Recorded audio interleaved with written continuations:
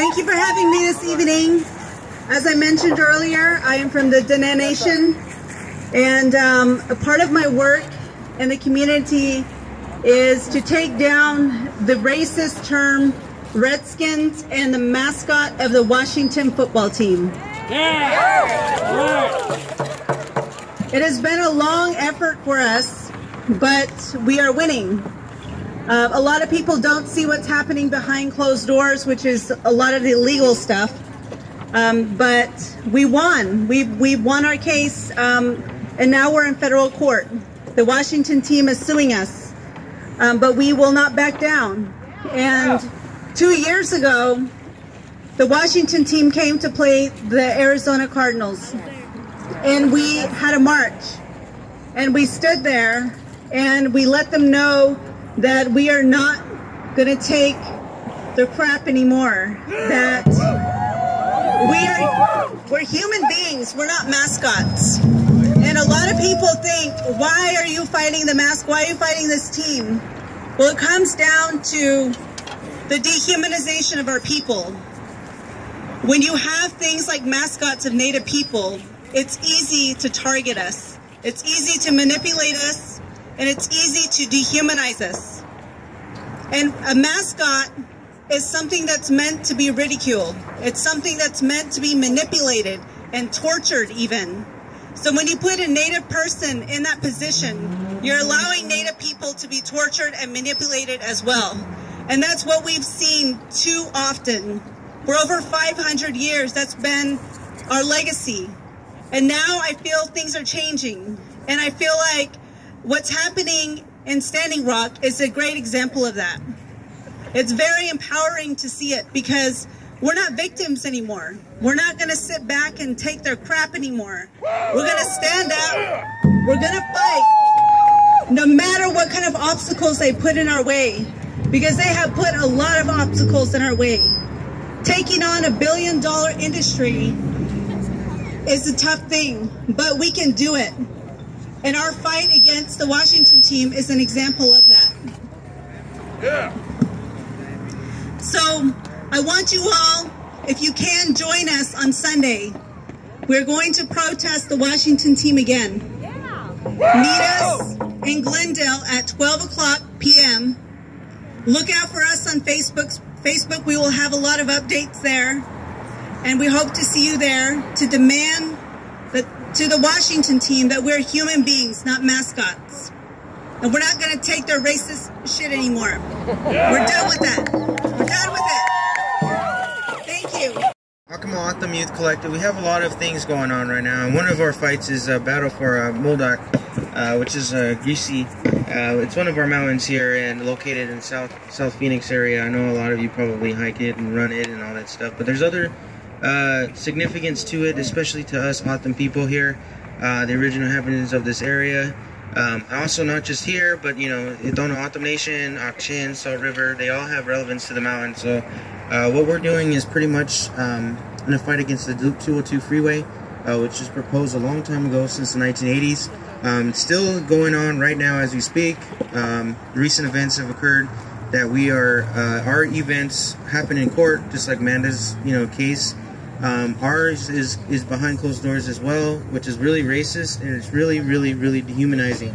If you hear some of the language that, some of the stuff that comes out in the court cases, and there's just no respect for the land or us as people, as Atam people. Right. That mountain is very sacred to us. I can only tell you that it is where our creation story lies. It's where we pray. It's where we sing. It's where everything begins for us. There's many tribes that have different relevance to it. But as we are right now, we are waiting. We're in the 9th Circuit Court. We're waiting for the final approval or denial of the mountain, of the 202, that we can protect it. And we're also keeping up on our Facebook. Right now we are reorganizing and getting our prayer camp set up. Just to our relatives who are non-native or non-indigenous relatives, inside we did a bit of an introduction of our nations, which is why we were in there together. And one thing that I want to make sure that people out here know is that we are on Atam territory. In case you didn't know that, this city has only been here for, I think, 104 years. Arizona just celebrated their anniversary.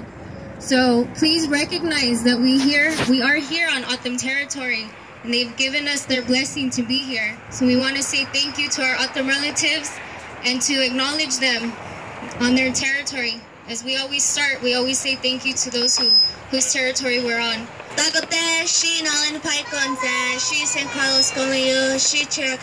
Hello, my name is Nolin Pike. I am Chiricahua Apache and I come from Chachilpish, Dagotil.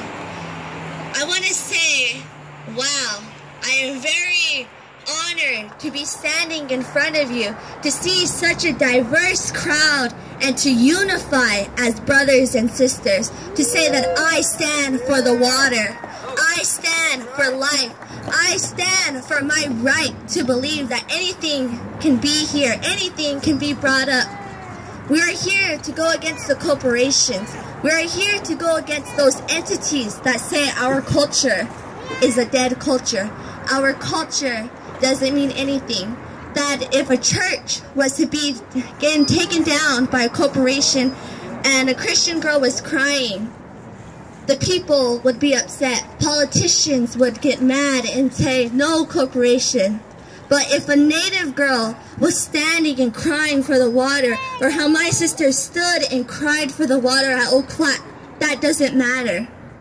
But it does. Our right and our identity as human beings, as being Inne, as being Apache, matters. We are all standing here together to be one. I am fighting against a corporation called Resolution Copper, a mining entity that wants to come and put in a black cave mine and extract copper ore and bring destruction onto our holy land. They want to take away my belief and my prayers and my identity as being Inne. But my sisters and my family and our allies and our native people are fighting against them. We are fighting against them. And it makes me proud to see that we can stand up and say, no, this is enough. Because it is enough. It is time for us to unify. It is time for us to have our voice be heard. Because you see, you look around, there's so many buildings. Right here can't even be peaceful because there's cars driving by, pollution in the air. We can't even see the stars of our people that are up there. So we have to fight against that because these little ones that are here now are watching us. Those little ones that are standing and saying that my people are fighting for me to be alive.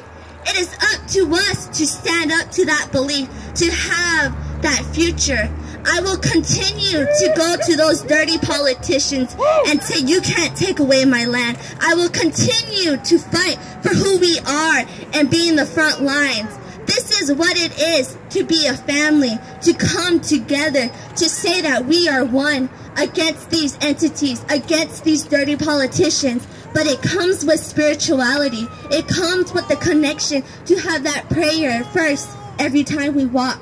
To have that connection to Nugglesun, Mother Earth, because she is hurting, she is crying, she is in pain because we are destroying her. But as protectors, that is why I am fighting to protect Oklat. That is why we're fighting to protect the Modoc. That is why we're fighting to protect Mauna Kea. That is why we're fighting to protect the Standing Rock people and the Missouri River. That is why we're standing to protect Chaco Canyon. That is why we're standing to protect the conflicts. That is why we're standing to protect bears. That is why we're standing to protect Mother Earth. Because there's so many lands that dotted around this world that are saying and being, it could be destroyed. But it's up to us, the people, because in order to be alive, in order to go on into this world for those that are yet to be born, it starts with the people.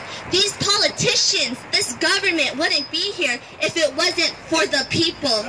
We are the people. We will stand strong, and we're standing just as strong. This seventh generation is here. This seventh generation is going to stand as strong because our roots have grown and are grasping to Nugglesun, Mother Earth.